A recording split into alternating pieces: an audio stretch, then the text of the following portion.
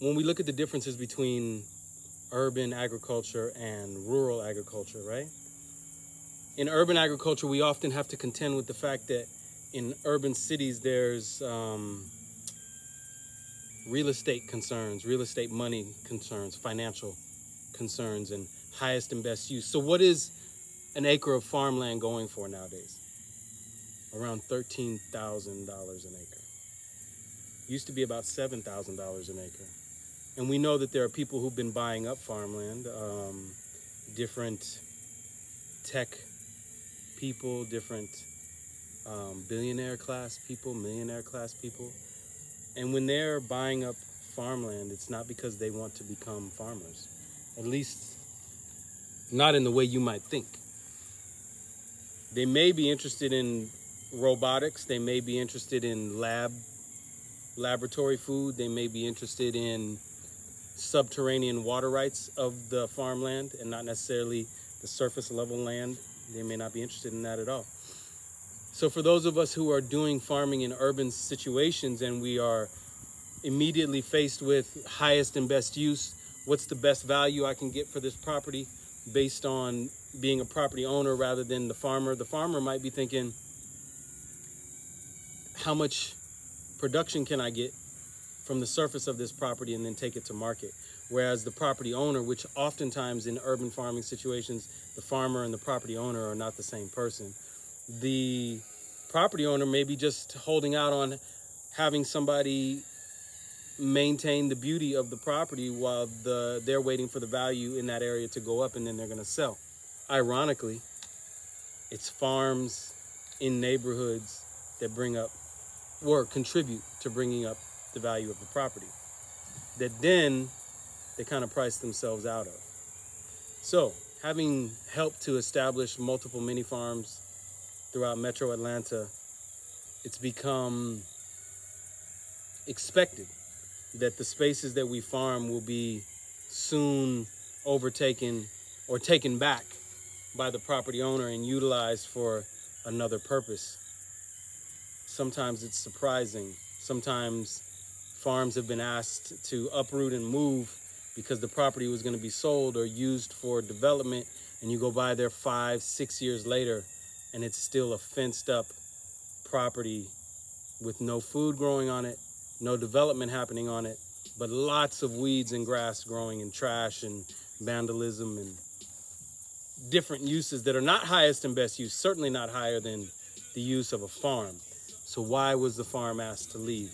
And then there are situations where people buy a piece of property that has been developed that was kind of dormant for years, then developed as a farm site, which generated interest around that farm site.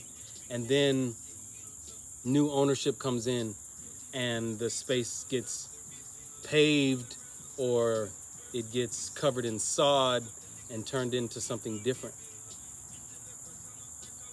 In our urban communities, there is no shortage of churches, plenty of spas and places to indulge in leisure.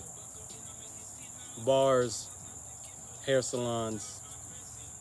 How much leisure activity do we actually need right now? When we see the global financial system collapsing, should we, as urban dwellers, be engaged in leisure activity? And how much? What percentage of our time? If we have access to land, many of us who are in areas like Metro Atlanta, it's still a city, and yet there is cultivatable earth, oftentimes in the hands of people that are in our own communities. And it's not being cultivated. So there's opportunity there. So think about it. When we are witnessing and experiencing, many of us, deep health issues that could be physical, they could be psychological.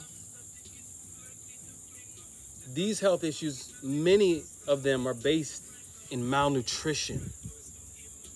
Malnutrition at the cellular level, where our cells are starved for nutrition because the soil has been treated so bad where our food is produced. If the soil lacks microorganisms, the body lacks them. If the soil lacks healthy bacteria, the body lacks them. It is these bacteria and microorganisms that help to balance the endocrine system and keep our hormonal system in balance so that we can then master our emotional bodies.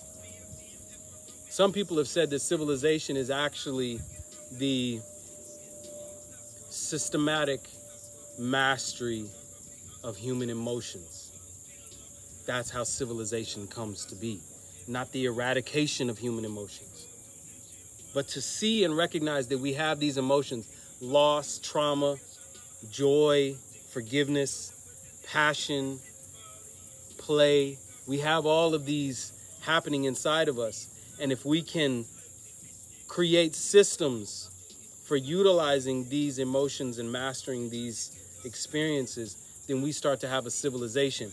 Well, agriculture was one of the keys to that, because when we're out in these spaces, we experience multiple emotions, from being elated and proud to being disappointed and hurt. When we hear about the future use of past farm sites and realize that anywhere in our community that food production is being decreased and we don't see an equivalent increase in food production in a rural area close by or in the same area, then it's saddening. It can cause psychological frustration. Because when we're a grower, we realize that as humans, we came to the planet to garden. We didn't come to establish churches. We didn't come to establish schools. We didn't come to establish record studios. We came to learn how to garden. In the garden, there is no law of survival of the fittest and competition. There's cooperation is the rule in nature. And the more time we spend in nature with these plants, with these insects, with these animals, the more cooperative we have an opportunity of becoming. So for urban farmers, expect to be moved. And for rural farmers who have land in their family, be grateful. It's a certain amount of sovereignty in that. We'll talk more. Thank you for everybody who supports us on Patreon. We're grateful for everything that you offer to our endeavors. Grow where you are.